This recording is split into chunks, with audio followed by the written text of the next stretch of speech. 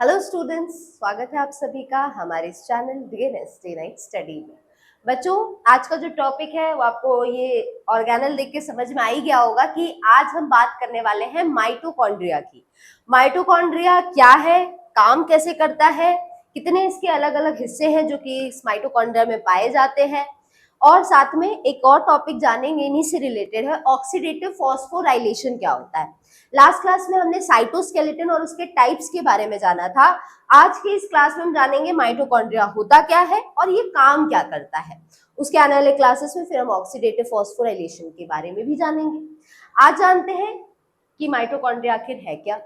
भाई, माइटोकॉन्ड्रिया कुछ आपके लिए नया नहीं है ना। जैसे साइटोस्केलेटन था वो आपके लिए नया था, माइक्रोट्यूब्यूल्स क्या है, माइक्रोफिलामेंट्स क्या है, ये आपको थोड़ा सा आप इन चीजों से फेमिलियर नहीं थे।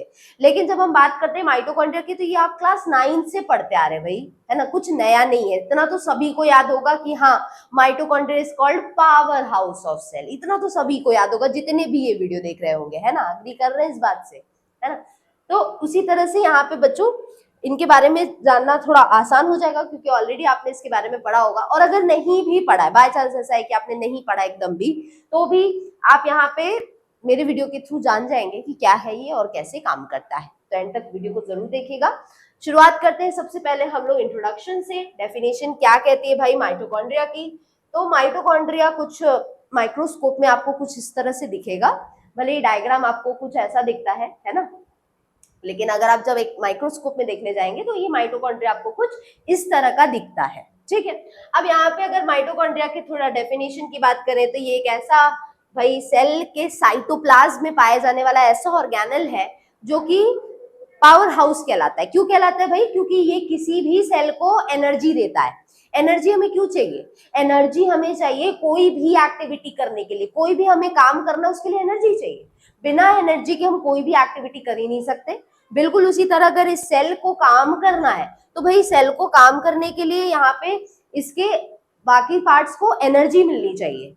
तो एनर्जी देगा कौन? एनर्जी देगा ये माइटोकॉन्ड्रिया। एक तरह से जनरेटर है। जैसे लाइट चली जाती है भाई, तो उस समय में क्या होता है कि जनरेटर घर में रहता है तो वो एनर्जी देता है, और उससे जैसे फंक्शन वगैरह में सभी के यहाँ कभी न कभी आया होगा।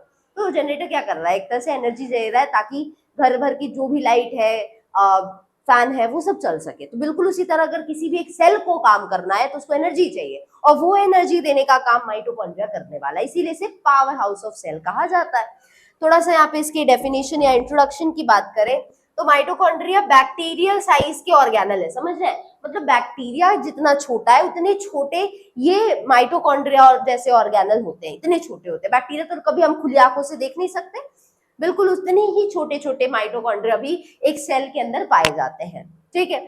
और जो कि बहुत ज्यादा नंबर में पाए जाते हैं। किसमें? एक यूकैरियोटिक सेल में। यूकैरियोटिक सेल क्या है बच्चों? नेक्स्ट अगर आप जाएंगे यहाँ पे तो यूकैरियोटिक प्रोकैरियोटिक सेल तो बेसिक्स है कि भाई जब एक बैक्टीरियल सेल है जिसमें एक न्यूक्लियस की बाउंड्री या मेम्ब्रेन अच्छे से नहीं बनी है तो उसे प्रोकैरियोटिक कहते हैं।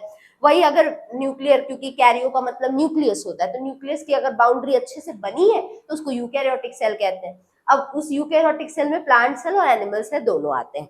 तो किसी भी यूकैरियोटिक सेल के अंदर ये जो माइटोकॉन्ड्रिया इसका नंबर बहुत ज्यादा है जो कि पाया जाता है। तो कम से कम यहाँ पे देखा जाए तो 2000 माइटोकॉन्ड्रिया पर सेल पाए जाते हैं। मतलब एक सेल के अंदर कितने माइटोकॉन्ड्रिया हैं? 2000। आप सुन के शौक में होंगे, कितने होते हैं? बिल्कुल इतने ज्यादा होते हैं। एक ऐसा नहीं है कि आपने छोटे क्लासेस में बनाया था एक न्यूक्लियस, एक माइटोकॉन्ड्रिया, एक प्लास्टिड, ऐसा नहीं है। माइटोकॉन्ड्रिया का नंबर सेल के अंदर बहुत ज्यादा होता है क्योंकि सेल को हमेशा एनर्जी चाहिए काम करने के लिए, तो वो एनर्जी प्रोवाइड करेगा ये एक माइटोकॉन्ड्रिया। 25% किसी भी सेल का जो वॉल्यूम है, सेल के अंदर की जो जगह है, उसका 25% लेकर किसने रखा है? ये माइटोकॉन्ड्रिया है जो कि ये जगह लेकर रखा है कि नहीं? क्योंकि इसका नंबर ही इतना है, 2000 पर सेल कुछ होता है कि नहीं? तो इसी तरह से अब जाए थोड़ा सा इसके डेफिनेशन पे, तो वेल डिफाइंड साइटोप्लाज्मिक ऑर्गेनल है। मतलब साइटोप्लाज्म के अंदर पाए जाने वाला ऐसा ऑर्गेनल है जिसकी बड़ी अच्छी सी बाउंड्री है और इसको बहुत अच्छे से हम देख सकते हैं। ठीक है। तो डिफाइंड है, एकदम देखने लायक है। तो किसी भी सेल के अंदर और बहुत सारे कोई भी एक्टिविटी इसको करनी है तो वो इसके अंदर चलती है। बहुत सारे सेल्यूलर मेटाबॉलिक फंक्शंस ये करता है। अब ये मेटाबॉलिक फंक्शन क्या होता है बच्चों? ये देखिए एकदम बेसिक चीज बता रही हूँ, उसको ध्यान दीजिएगा। कोई बताता नहीं है जल्दी, क्योंकि ये बीएससी वगैरह लेवल पे। मेटाबॉलिज्म का मतलब होता है बच्चों यहाँ पे कि कोई भी एक रिएक्शन चल रहा है। अब कोई भी रिएक्शन चलता है, आप केमिस्ट्री में पढ़ते होंगे तो उसमें देखते होंगे जब भी रिएक्शन चलता है, अब जैसे मैं मानती हूँ कार्बन के साथ में ऑक्सीजन रिएक्ट कर रहा है तो CO2 बन रहा है, ठीक है। तो यहाँ पे क्या हो रहा है कि दो चीजें जब यहाँ पे मिल रही है तो कुछ नया बन रहा है। अब कई बार ऐसा भी होता है कि कोई एक कंपाउंड है जो कि टूटता है तो उससे भी कुछ बनता है, जैसे कैल्शियम कार्बोनेट ले ले तो ये क्या बनाएगा, कैल्शियम ऑक्साइड बनाएगा और CO2 निकाल देगा। तो ऐसे में क्या हुआ कि ये प्रोडक्ट टूटा तब कुछ नया बना, जबकि ये प्रोडक्ट तब बना जब दो चीजें मिलकर आई साथ में। तो जब भी कोई रिएक्शन चलता है तो उसमें दो चीजें होती है, या तो कुछ मिलकर एक नया बनता है या तो कुछ टूट कर नया बनता है। तो उसी को ओवरऑल हम बोलते हैं मेटाबॉलिज्म। जब कोई चीज टूटकर बनती है तब इसको बोला जाता है कैटाबॉलिज्म, और जब कोई चीज मिलकर बनती है तो उसको बोलते हैं एनाबॉलिज्म। और दोनों मिलकर बनता है, कैटाबॉलिज्म प्लस एनाबॉलिज्म कहलाता है मेटाबॉलिज्म। तो मेटाबॉलिज्म एकदम आम शब्दों में अगर हम जाने तो इसका मतलब यही है कि कोई भी रिएक्शन चले जिसमें कुछ एक टूटे कुछ नया बने तो उसको हम लोग यहाँ पे क्या कहते हैं, उसी को हम लोग कहते हैं मेटाबॉलिज्म। तो जब भाई कोई चीज टूटनी है कुछ नया बनना है तो रिएक्शन चल रहा है तो उसके लिए एनर्जी चाहिए। अब वो एनर्जी में पार्टिसिपेट कौन करेगा, वो पार्टिसिपेट करने वाला ऑर्गेनल है माइटोकॉन्ड्रिया, है ना। अब यहाँ पे देखिए तो सर्वाइवल जो है सेल्स की, किसी भी सेल को अगर जिंदा रहना है सर्वाइव करना है तो यहाँ पे उसको एनर्जी चाहिए। एनर्जी क्यों चाहिए, ताकि वो अलग अलग फंक्शंस कर पाए। अब हमें पता है कि जो माइटोकॉन्ड्रिया है ये इतना इंपॉर्टेंट है कि ये क्या करता है कि सप्लाई करता है जो भी एनर्जी चाहिए किसी भी सेल को। जैसे मैंने अभी शुरू में बताया कि सेल को कोई भी काम करना है तो उसको एनर्जी चाहिए, तो वो एनर्जी देने का काम ये माइटोकॉन्ड्रिया करने वाला है।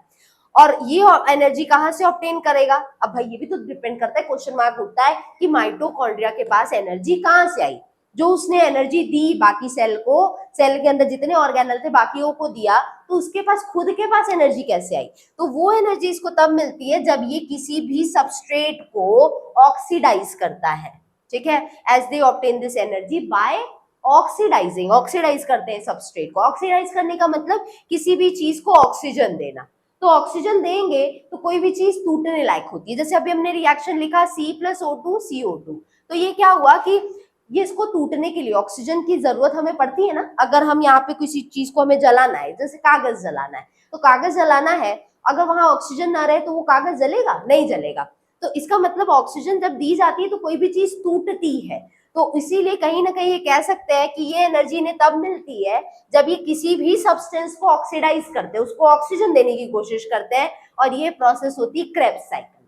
ये आपने बच्चों एंट्रेंस एग्जाम में पढ़ा होगा कि ग्लाइकोलिसिस क्या होता है, क्रेब्स साइकिल क्या होता है। क्रेब्स साइकिल बच्चों माइटोकॉन्ड्रिया में ही चलती है। ये एक ऐसी साइकिल है, साइकिल पे भी तो नहीं जाएंगे हम लोग क्योंकि थोड़ा डिटेल में हो जाएगा, उधर नहीं जाना है हमें।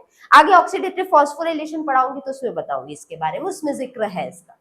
अब ये जो पूरी साइकिल चलती है जिसे हम क्रेब्स साइकिल कहते हैं, इस क्रेब्स साइकिल में क्या होता है कि कुछ ना कुछ सबस्ट्रेट होता है। मतलब सबस्ट्रेट का मतलब समझ लीजिए कोई एक कंपाउंड है जिसको ऑक्सीजन दिया जा रहा है। अब वो टूट रहा है टूट रहा है टूट रहा है, और वो ऐसा टाइम पे बीच बीच में एनर्जी देता रहेगा।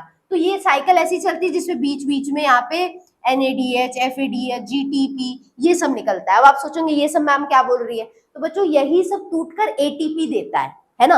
और हम जहां तक जानते हैं कि जो ATP है वही तो एनर्जी निकालता है, इतना तो हम जानते ही हैं, है ना। तो यहाँ पे भी यही चीज होगा कि अगर एनर्जी निकालनी है तो वो एनर्जी हमें कहाँ से मिलती है, ATP से मिलती है, ठीक है। और ये जो ATP है ये तभी बनेगा जब हम किसी भी सबस्ट्रेट को ऑक्सीजन देंगे, और एनर्जी इसी फॉर्म में है। अब हम बोले यहाँ पे कि हमें पैसा चाहिए या रुपीस चाहिए, तो आप बोल दीजिए कि यहाँ पे चवन्नी है जो कि किसी ने उठा के आपको दे दिया, तो वो चल रही है मार्केट में, नहीं चल रहा है। अब वो मार्केट में ही नहीं चल रहा है तो उसकी कोई वैल्यू है नहीं है। तो बिल्कुल उसी तरह जब यहाँ पे रुपए चलता है तो बिल्कुल उसी तरह यहाँ पे ATP चलेगा। अगर ATP है तो ही एनर्जी मिलेगी, नहीं तो नहीं मिलेगी। तो जो भी सब्सटेंस को ऑक्सीजन मिल रहा है जब वो टूटेगा तो वो ATP ही देगा, और वही ATP हमें एनर्जी देती है या किसी भी सेल को एनर्जी देती है। तो माइटोकॉन्ड्रिया का कुल मिलाकर काम है कि कोई भी सबस्ट्रेट है उसको ऑक्सीजन दो भाई, ताकि उससे एनर्जी निकले और वो एनर्जी लेकर माइटोकॉन्ड्रिया वो सभी को पास कर पाए, ठीक। तो एनर्जी जो है इसको कहाँ से मिलती है, कोई भी ऑक्सीडेशन होता है यहाँ पे केमिकल कंपाउंड्स का, तो केमिकल कंपाउंड्स का जब यहाँ पे ऑक्सीडेशन होता है तो माइटोकॉन्ड्रिया के अंदर, तो वो ही एनर्जी सेल को मिलती है माइटोकॉन्ड्रिया से। बात समझ आई। अब यहाँ पे जो माइटोकॉन्ड्रिया है इसको पावर हाउस इसीलिए कहा गया है।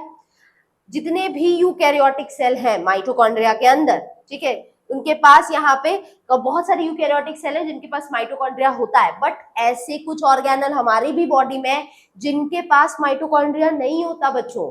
कौन है वो ऑर्गेनल्स या कौन है वो सेल, तो वो सेल्स है बच्चों आरबीसी, रेड ब्लड सेल्स या रेड ब्लड कॉर्पसेल्स कहिए, है ना, जिससे हमारे ब्लड को एक लाल कलर मिलता है, इतना तो सब जानते हैं, है ना।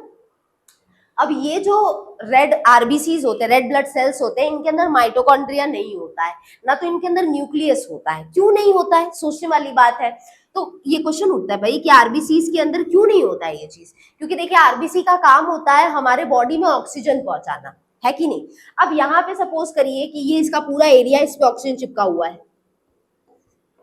ठीक है। अब ऑक्सीजन इससे आकर जुड़ रहा है। अब ये अगर सेल के अंदर देखे तो ज्यादा से ज्यादा जगह कौन ले लेता है, न्यूक्लियस ले लेता है या बाकी के ऑर्गेनल ले लेते हैं, जैसे माइटोकॉन्ड्रिया ने जगह ले ली। अब अगर यही सब जगह ले लेंगे तो ऑक्सीजन आकर इस आरबीसी से कैसे जुड़ेगा।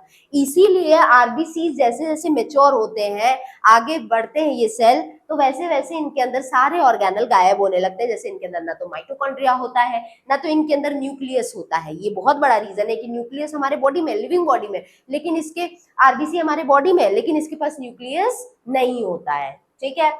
तो इसीलिए बहुत सारे यूकैरियोटिक सेल है जिनके पास माइटोकॉन्ड्रिया नहीं होता है। जैसे कि यहाँ पे आप देखिए तो आरबीसीज है, और या तो यहाँ पे कह लीजिए फ्लोएम की सीव ट्यूब है। तो आपने प्लांट से पढ़ा होगा बच्चों की फ्लोएम नाम के कुछ सेल्स होते हैं, टिश्यू होते हैं, जो कि प्लांट्स में खाना पहुंचाते हैं। इसी फ्लोएम में एक टाइप होता है सीव ट्यूब। इस सीव ट्यूब के पास भी खुद का न्यूक्लियस या माइटोकॉन्ड्रिया नहीं होता है। बात समझ में आ गई। तो ऐसे भी कुछ ऐसे भी लिविंग सेल और टिश्यू है जिन जो लिविंग तो है, लेकिन ना तो उनके पास न्यूक्लियस है, ना तो माइटोकॉन्ड्रिया, या आरबीसी और सीव ट्यूब उन्हीं में से एक है। अब यहाँ थोड़ा डिस्कवरी की बात करेंगे, काफी इंपॉर्टेंट है बच्चों, ये आपको एग्जाम में एमसीक्यू के फॉर्म में पूछ सकता है, ध्यान देंगे इस चीज को। अभी तो हमने ये जान ली कि ये कैसे काम करता है, इसको पावर हाउस क्यों कहते हैं, कहाँ से एनर्जी लेता है। तो हमें पता चला सबस्ट्रेट को ऑक्सीजन देता है जिससे वो ऑक्सीडाइज होते हैं, और उन्हीं से एटीपी नाम की एनर्जी निकलती है जो वो पूरे सेल के किसी भी ऑर्गेनल को दे पाता है। अब यहाँ पे अगर देखें तो 1890 में माइटोकॉन्ड्रिया जो है सबसे पहले जो डिस्क्राइब किए थे वो थे रिचर्ड आल्टमैन, ठीक है। तो रिचर्ड आल्टमैन जो थे ये यहाँ पे इनको बायोब्लास्ट माइटोकॉन्ड्रिया को इन्होंने कहा था। क्या कहा था माइटोकॉन्ड्रिया को, बायोब्लास्ट कहा था। उसके बाद यहाँ है बेंडा। बेंडा ने टर्म दिया माइटोकॉन्ड्रिया, मतलब एक होता है ना कि जिन्होंने सबसे पहले माइटोकॉन्ड्रिया के बारे में बताया, एक होता है कि इन्होंने नाम दिया, उसको नामकरण करना, है ना। तो वो नामकरण जो है माइटोकॉन्ड्रियन, वो नाम जो है वो दिया था बेंडा ने। ये इंपॉर्टेंट है, बेंडा भी और रिचर्ड आल्टमैन भी, दोनों का याद रखेंगे। 1920 में एक बायोकेमिस्ट थे, इनका नाम था वारबर्ग। तो वारबर्ग ने इन्होंने बताया कि बहुत सारे ऑक्सीडेटिव रिएक्शन है जो कि इस टिश्यू के अंदर होते हैं किसी भी एक पार्ट ऑफ सेल में। तो इन्होंने बताया कि ऑक्सीडेटिव रिएक्शन होता है। ऑक्सीडेटिव रिएक्शन का मतलब ऐसा रिएक्शन जिसमें ऑक्सीजन की जरूरत पड़े, और ऑक्सीजन की जरूरत जब किसी रिएक्शन में पड़ रही है मतलब उसमें से एनर्जी निकलेगी, एटीपी के फॉर्म में एनर्जी निकलेगी। तो इन्होंने कहीं ना कहीं घूम फिर के, इन्होंने भी, वारबर्ग साइंटिस्ट थे, इन्होंने भी माइटोकॉन्ड्रिया के बारे में कुछ हद तक पता लगाया कि ऑक्सीडेटिव रिएक्शन है जो कि बहुत सारे टिश्यू के अंदर चलते हैं किसी एक छोटे से सेल के हिस्से में, और वो हिस्सा आगे क्या कहलाया, माइटोकॉन्ड्रिया कहलाया, ठीक है। तो ये बात हो गई बच्चों थोड़ा बहुत डेफिनेशन की। अब थोड़ा माइटोकॉन्ड्रिया के बारे में डिटेल में जानते हैं। ये इनका आप स्ट्रक्चर देख रहे हैं, ये स्ट्रक्चर यहाँ पे है ना, ये देखिए डबल लेयर्ड है, ठीक है। अंदर की जो मेम्ब्रेन है वो फोल्डेड है। इनके स्ट्रक्चर पे भी अभी हम बात करेंगे। तो माइटोकॉन्ड्रिया जो है इसमें दो मेम्ब्रेन आते हैं बच्चों, ठीक, आउटर मेम्ब्रेन और इनर मेम्ब्रेन। अब जरा इसमें जाएंगे तो आप इधर देख रहे हैं कि ये पूरा आपके सामने है माइटोकॉन्ड्रिया। अब इसमें अगर देखें तो ये है बाहरी मेम्ब्रेन, ठीक है, इससे नहीं दिख रहा है ये देखिए, तो ये है वाली बाहरी मेम्ब्रेन, और ये है आपकी, या तो इसको ना कह के हम इसको मानेंगे, ये है बाहरी मेम्ब्रेन, ठीक है। अब बाहर की मेम्ब्रेन कैसी चल रही है, एकदम सीधी चली जा रही है, इसमें कुछ भी टेढ़ा मेढ़ा नहीं है। लेकिन वही अंदर की मेम्ब्रेन की बात करें जो कि ये वाली है, तो ये देखिए आगे चल के ऐसे घूम गई, फिर थोड़ी दूर गई, फिर अंदर की तरफ घूम गई, फिर अंदर की तरफ घूम गई। तो इससे कहने का मतलब है कि आउटर मेम्ब्रेन जो है माइटोकॉन्ड्रिया की वो बड़ी स्मूथ है, आराम से चले जा रही है। बट अंदर की जो मेम्ब्रेन है वो जगह जगह घूम गई है। अब घूमने से क्या हुआ है कि वो अंदर से एकदम रफ हो गई है। ठीक है, अब जैसे कि अगर हम एक रास्ते पे चल रहे हैं, एक रास्ता ऐसा है और दूसरा रास्ता जो ऐसा ऐसा है, तो ऐसे में क्या होगा, हम इस रास्ते को बोले ना उबड़ खाबड़ रास्ता है, तो उसको हम बोलते हैं रफ है, और ये वाली जो सरफेस है इसको हम बोलते हैं भाई ये स्मूथ है। तो बिल्कुल उसी तरह आउटर मेम्ब्रेन जो हमें दिख रही है इसको स्मूथ माना जाता है, और जो अंदर की मेम्ब्रेन है इसको रफ माना जाता है, क्योंकि ये जगह जगह पे अंदर की तरफ घूमी हुई है, फोल्डेड मेम्ब्रेन इसीलिए इसको कहा जाता है। तो ये दो तरह की मेम्ब्रेन है जो कि आपको माइटोकॉन्ड्रिया में देखने को मिलती है। इसके अंदर आपको लिक्विड भरा हुआ दिखेगा, जिसके अंदर आप देखिए धागे जैसे जो दिख रहे हैं डीएनए वगैरह है। अब छोटे छोटे दानेदार स्ट्रक्चर जो दिख रहे हैं इनको राइबोसोम कहते हैं। तो ये सब चीजें हैं जो कि इनके अंदर पाई जाती है। चलिए पहले आ जाते हैं इनके मेम्ब्रेन के बारे में जानते हैं। तो हमने ये जाना भाई कि माइटोकॉन्ड्रिया जो है इनमें दो मेम्ब्रेन्स पाए जाते हैं। अब इसमें यहाँ पे जो बाहर की मेम्ब्रेन है स्मूथ कहा गया है। क्यों कहा गया है बता चुकी हूँ, क्योंकि बाहर की मेम्ब्रेन एकदम सीधे सीधे चल रही है, इसमें कोई घुमा हुआ नहीं है। और जबकि अंदर वाली जो मेम्ब्रेन है मार्केटली फोल्डेड, अंदर की तरफ घूमी हुई है, या अंदर की जो इनर माइटोकॉन्ड्रियल मेम्ब्रेन है जिसके पास कैसा बड़ा सरफेस एरिया है और इसके अंदर एक मैट्रिक्स स्पेस है। मतलब ये जो स्पेस कही गई है, ये जो अंदर का जगह बच रहा है, इसको क्या कहा गया, इसको मैट्रिक्स स्पेस कहा गया है। मैट्रिक्स लिक्विड को कहते हैं जो कि इस दोनों मेम्ब्रेन के अंदर भरा हुआ है। ठीक है, तो वो मैट्रिक्स की जगह है, मैट्रिक्स की स्पेस है। अब बच्चों यहाँ पे देखिए कहा गया है कि ज्यादा सरफेस जो है वो अंदर की मेम्ब्रेन में है, जबकि बाहर की मेम्ब्रेन में कम सरफेस है, मतलब जगह कम है। कैसे ये हुआ भाई, अब हमने एक तरफ बनाई एक स्मूथ सरफेस और हमने इतने ही लेंथ पे बनाया एक रफ सरफेस।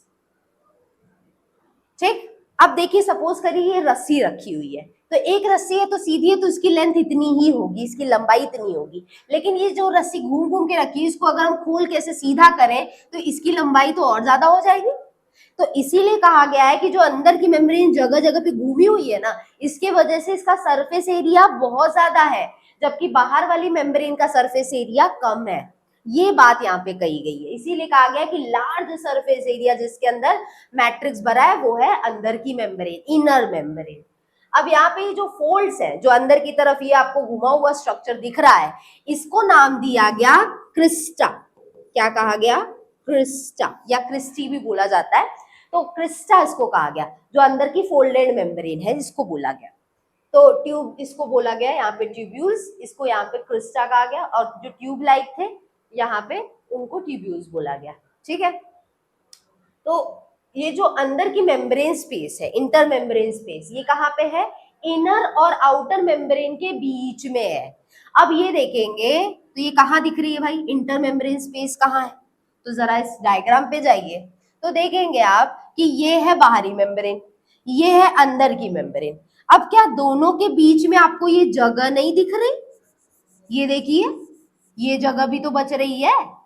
ठीक है, ये अंदर की मेम्ब्रेन फोल्ड हो गई तो ये जगह भी तो है, तो इस जगह को क्या बोलेंगे, इस जगह को कहा गया इंटर मेम्ब्रेन स्पेस।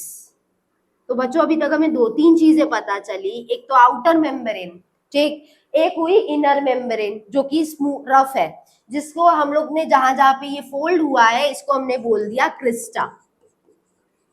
तो ये रही आपकी इनर मेम्ब्रेन, इसको आईएम से लिख रही हूं, और ये रही आपकी आउटर मेम्ब्रेन।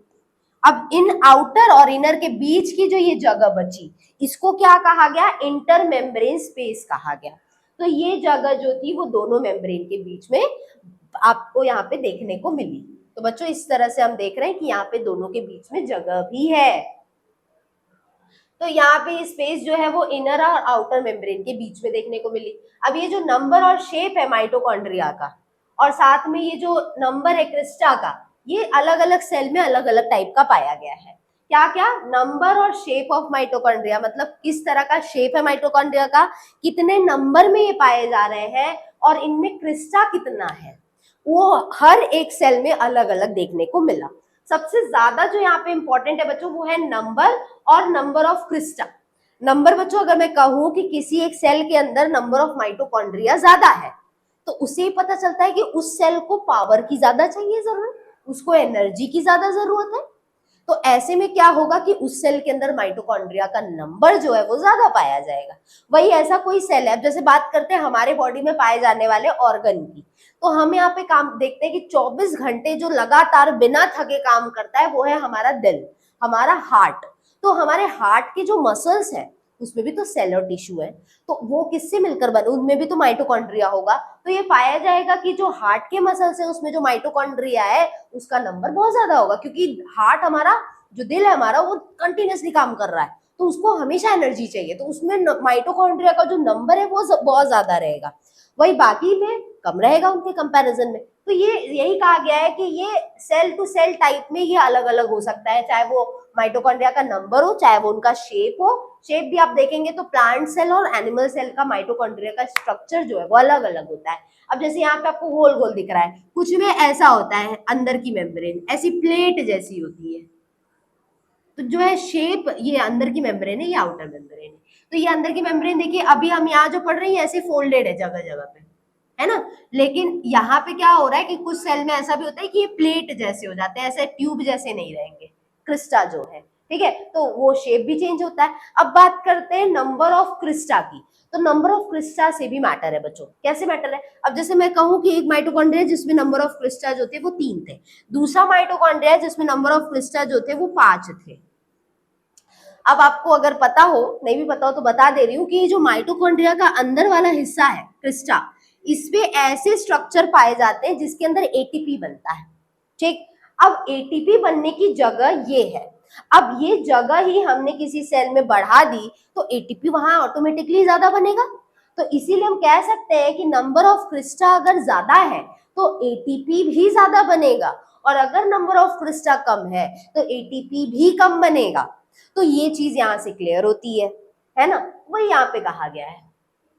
अब ये देखिए, जहां पे बहुत ज्यादा ऑक्सीडेटिव मेटाबॉलिज्म चल रहा है, ऑक्सीडेटिव मतलब ऑक्सीजन दिया जा रहा है, मेटाबॉलिज्म बता चुकी हूँ अभी प्रीवियस स्लाइड में कि भाई ऐसा रिएक्शन जहां पे कुछ नया, कुछ ब्रेक हो रहा है, कुछ नया बन रहा है, तो रिएक्शंस में जो ऑक्सीजन की जरूरत पड़े और उससे वो ब्रेक होके एटीपी बना है, तो उसे ऑक्सीडेटिव मेटाबॉलिज्म का। अब जैसे बात करते हैं हार्ट के मसल की, अभी अभी मैंने बताया उनके पास माइटोकॉन्ड्रिया ज्यादा नंबर में पाया जाएगा और उनके पास जो नंबर ऑफ क्रिस्टा है वो भी ज्यादा होंगे। क्यों? क्योंकि जितना क्रिस्टा उतना एटीपी ज्यादा बनेगा। एक ही टाइप के टिश्यू में भी देखा गया है कि जो शेप है माइटोकॉन्ड्रिया के वो भी डिपेंड करता है, यहाँ पे वो बदल सकता है, इधर उधर हो सकता है, डिपेंडिंग कि उनका फंक्शन कैसा चल रहा है उस समय पे। माइटोकॉन्ड्रिया जो है वो ज्यादातर मोबाइल है। मोबाइल का मतलब क्या है? हेलो बोलेंगे फोन उठा के, ऐसा नहीं। मोबाइल का मतलब घूमने लायक, इधर उधर जा सकते हैं। तो माइटोकॉन्ड्रिया मोबाइल होते हैं और प्लास्टिक ऑर्गेनल्स है, ठीक है। प्लास्टिक का मतलब इनके अंदर लचीलापन होता है, प्लास्टिक का मतलब नहीं पॉलिथीन है इनके पास, नहीं है ना, इतना तो जान रहे होंगे। अब माइटोकॉन्ड्रिया जो है ये डेवलप किए थे जब बहुत ज्यादा पहले शुरू में अर्ली फेज इवोल्यूशन हुआ था, जब मतलब एक कह सकते हैं चेंज आ रहा था धीरे धीरे। इवोल्यूशन का तो मतलब ये ना क्या धीरे धीरे आया हुआ चेंज। तो ये जो इवोल्यूशन जब शुरू में शुरू हुआ तो माइटोकॉन्ड्रिया उस समय डेवलप हुए थे सेल के अंदर, और ये तब हुआ था जब इवोल्यूशन हुआ था एरोबिक बैक्टीरिया का, और ये एंटर कहाँ किए थे? सिम्बायोसिस में। तो सिम्बायोसिस हम किसे बोलते हैं बच्चों? एक ऐसा रिलेशनशिप, सिम्बायोसिस का मतलब ये होता है जहाँ पे ऐसा रिलेशन हम बनाए किसी के साथ जिसमें दोनों को एक दूसरे से फायदा हो, उसको हम सिम्बायोसिस कहते हैं। तो एरोबिक बैक्टीरिया था वो सिम्बायोसिस में आया दूसरे एनारोबिक यूकैरियोट्स के साथ में, ठीक है।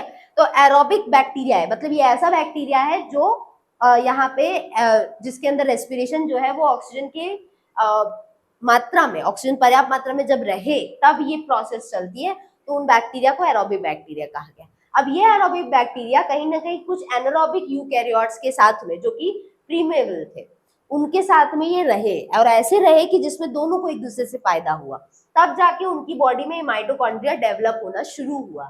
और इसी में एंडोसिम्बायंट थ्योरी आई जो कि सपोर्ट किया कि भाई माइटोकॉन्ड्रिया कब कैसे इवॉल्व हुआ। जैसे यहाँ पे कहा गया कि माइटोकॉन्ड्रिया के पास जो डीएनए है वो आप उसमें बताया गया कि रिंग शेप का था, ऐसा शेप का, जबकि हम डीएनए कुछ ऐसा जानते हैं, बट बैक्टीरिया वगैरह में आप देखेंगे तो डीएनए ऐसा होता है, ठीक है। तो ये कहा गया कि इनका जो रिंग शेप का इनमें डीएनए पाया गया वो यहाँ पे, और उनके पास खुद का राइबोसोम्स पाया गया। ये जो माइटोकॉन्ड्रियल जीनोम है ये छोटे से छोटे होते गए जैसे जैसे इवोल्यूशन हुआ, मतलब जैसे जैसे आगे हम बढ़े, जैसे जैसे बैक्टीरिया से यहाँ पे हम देखें तो प्रोटोजोआ आए, फंजाई आए, एल्गी आए, फिर प्लांट आए, फिर एनिमल आए। तो ये जो इवोल्यूशन चला, ये इवोल्यूशन होते होते ये पता किया गया कि माइटोकॉन्ड्रिया की साइज छोटी होती गई जैसे जैसे इवोल्यूशन आगे बढ़ा।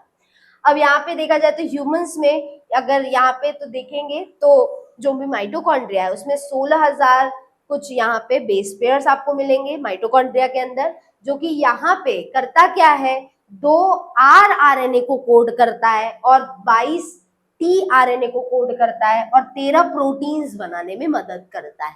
अब ये कोड करने का क्या मतलब है बच्चों?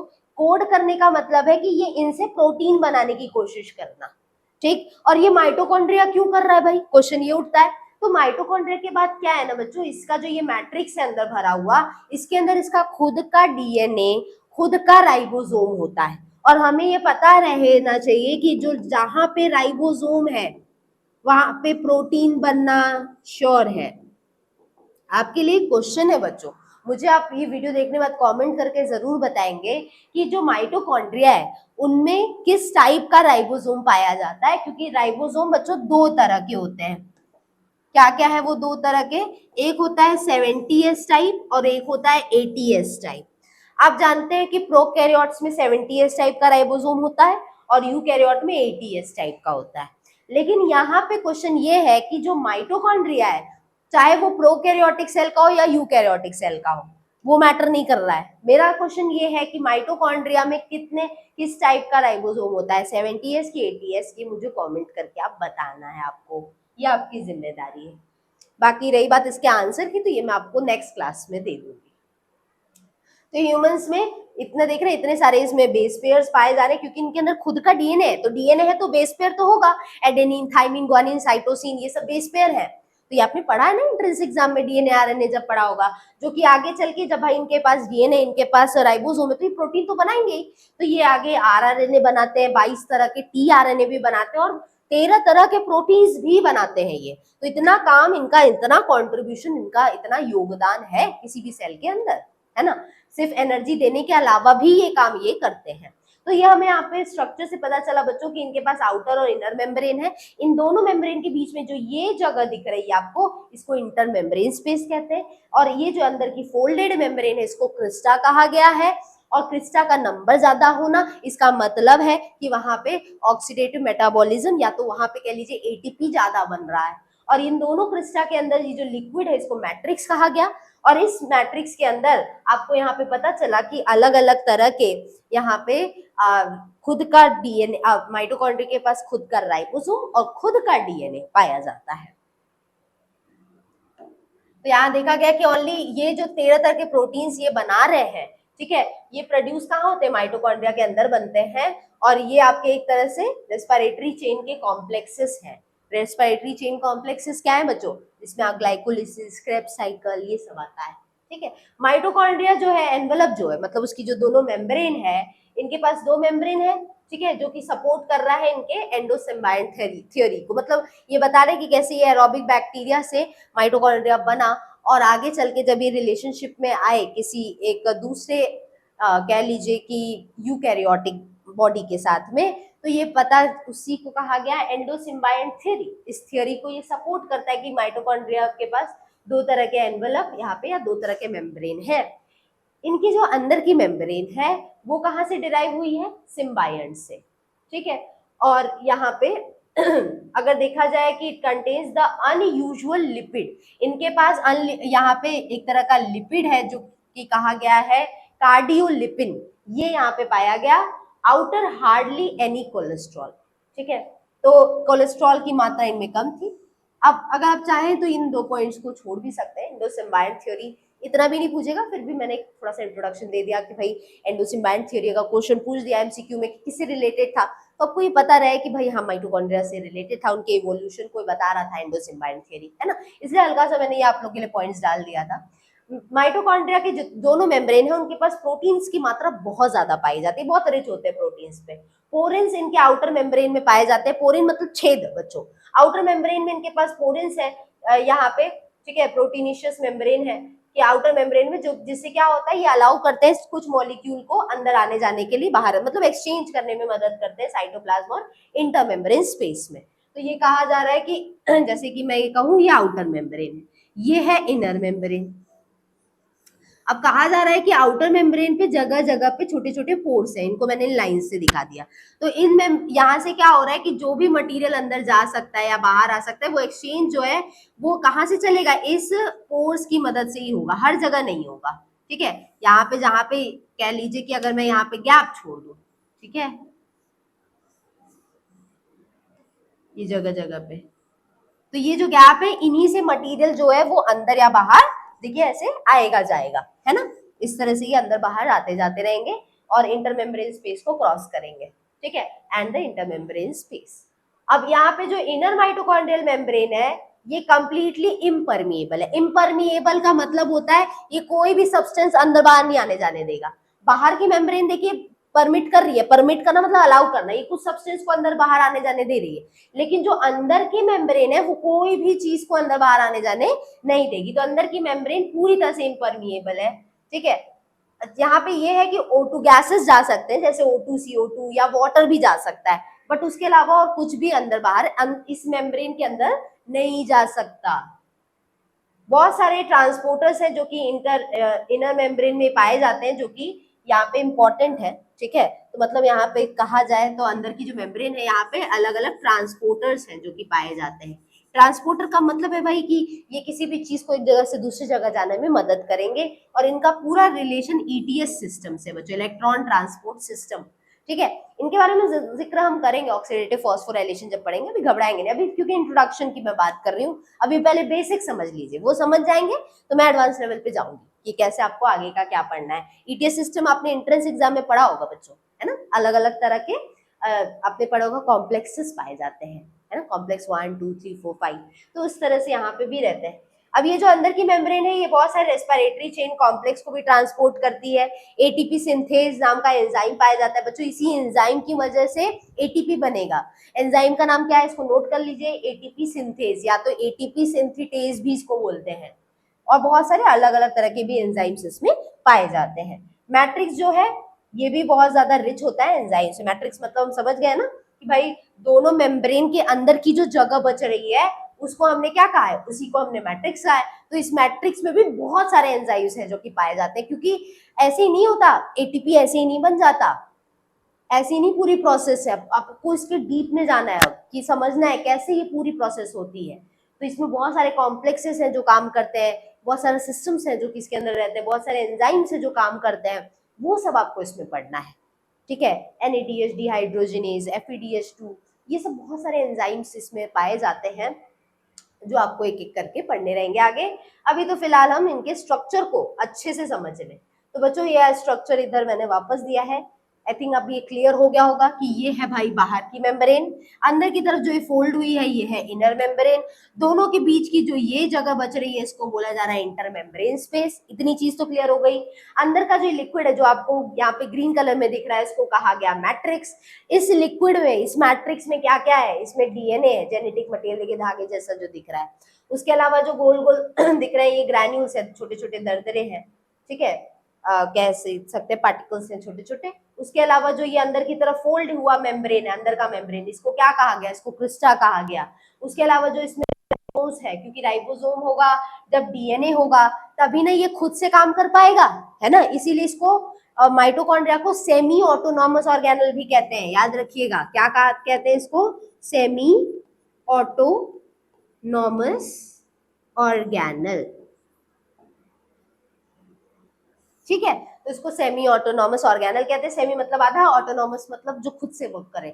भाई जब इसके पास खुद का DNA है, खुद का राइबोसोम है जिससे वो खुद का प्रोटीन बना सकता है, तो वो क्यों नहीं इंडिपेंडेंट अपने आप को मानेगा, मानेगा ना। अगर आप अपने इस एज में अर्निंग करना शुरू कर दे, छोटी मोटी अर्निंग, मैं नहीं कहूंगी कि डायरेक्टली आप 1.5-2.5 लाख की पैकेज पे, लेकिन वो जब आप अर्निंग शुरू करते हैं तो आप थोड़ा बहुत फील करते हैं कि नहीं भाई मैं अपने से कोई काम कर सकती हूँ, है ना, तो वो चीज आपको एक अलग फीलिंग देती है। तो कहीं ना कहीं इनके लिए इंडिपेंडेंसी क्या है, इनके लिए स्वतंत्रता फील करना क्या है किसी ऑर्गेनल के लिए, इनके पास खुद का एक राइबोसोम हो जाए, खुद का DNA हो जाए, है ना, इतनी सी इनकी एक्सपेक्टेशंस है, वो है। तो ये आधे ऑटोनॉमस हो जाते हैं। पूरी तरह से तो नहीं हो सकते, क्योंकि पूरी तरह से तो ये न्यूक्लियस पे थोड़ा बहुत तो डिपेंड है ही, कि पूरी तरह से खुद ऑर्गेनल कोई भी काम नहीं कर सकता, है ना।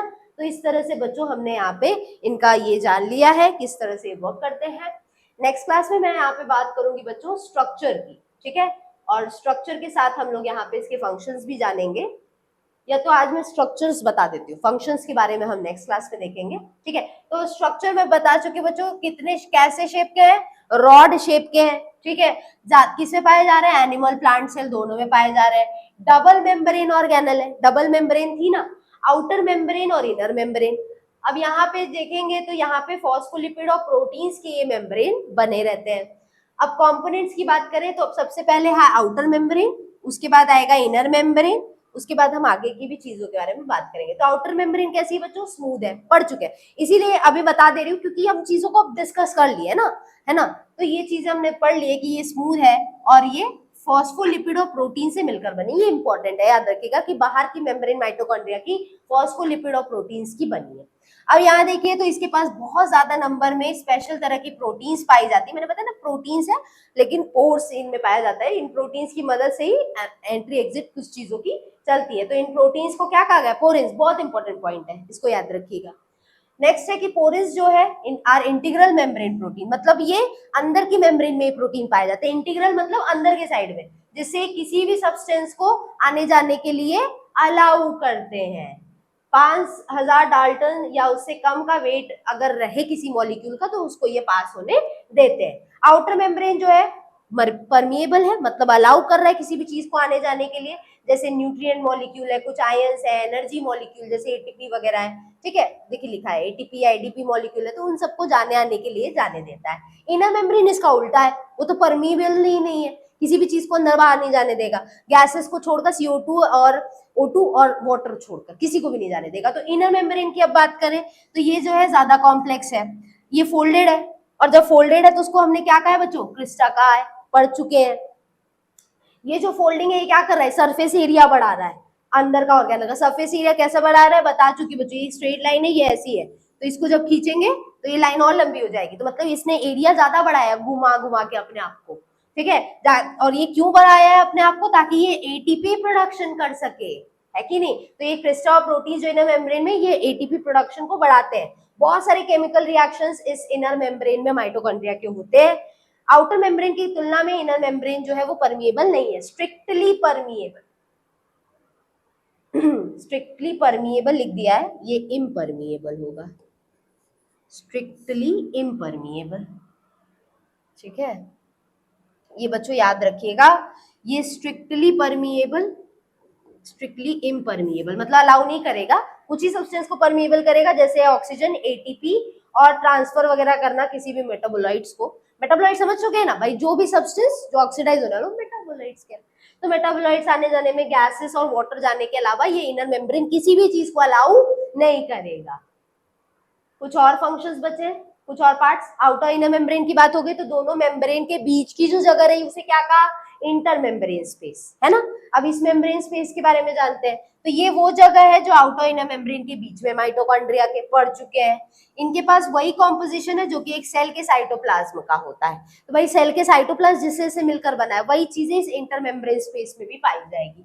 ये डिफरेंट है प्रोटीन कंटेंट में in the inter membrane space, हाँ ये कह सकते हैं प्रोटीन की मात्रा कम ज्यादा हो सकती है इस इंटर मेम्ब्रेन स्पेस में। अब आते हैं मैट्रिक्स में। अब हमने ये देखा कि ये आउटर मेम्ब्रेन थी, ये इनर मेम्ब्रेन थी, और ये जो जगह बची उसको इंटर मेम्ब्रेन स्पेस का। अब लेकिन इस इनर मेम्ब्रेन के अंदर जो लिक्विड है उसको क्या कहा है हमने, मैट्रिक्स, और इस मैट्रिक्स में क्या होगा बच्चों, डीएनए होगा, राइबोसोम होगा, है ना। तो मैट्रिक्स माइटोकॉन्ड्रिया का ज्यादा कॉम्प्लेक्स है और इसमें बहुत सारे प्रोटीन, बहुत सारे एंजाइम्स इसमें पाए जाते हैं, और ये इंपॉर्टेंट है एंजाइम्स, किस लिए, एटीपी बनाने में मदद करेंगे जो एंजाइम इस मैट्रिक्स के अंदर है। माइटोकॉन्ड्रिया के देखिए राइबोसोम है, टीआरएनए, और माइटोकॉन्ड्रिया का डीएनए है। तो डीएनए और राइबोसोम होने की वजह से इसी माइटोकॉन्ड्रिया को हम सेमी ऑटोनॉमस बोलते हैं, क्योंकि इसके पास खुद का डीएनए और राइबोसोम होता है। ठीक है बच्चों, नेक्स्ट क्लास में हम फंक्शंस की बात करेंगे और थोड़ी डिटेल में जाएंगे हम लोग कि क्या क्या ये और कर सकता है, ऑक्सीडेटिव फॉस्फोराइलेशन कैसे वर्क करता है। ठीक है। तो आई होप बच्चों आज का ये जो वीडियो है आपको क्लियरली समझ में आएगा, आपको एक इंट्रोडक्शन मिल गया होगा।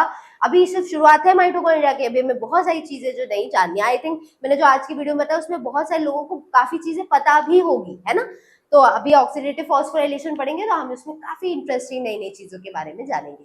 वीडियो अच्छा लगा हो बच्चों तो लाइक जरूर करिएगा। मिलते हैं नेक्स्ट क्लास में नए टॉपिक के साथ में, अभी के लिए इतना ही रहेगा। Thank you.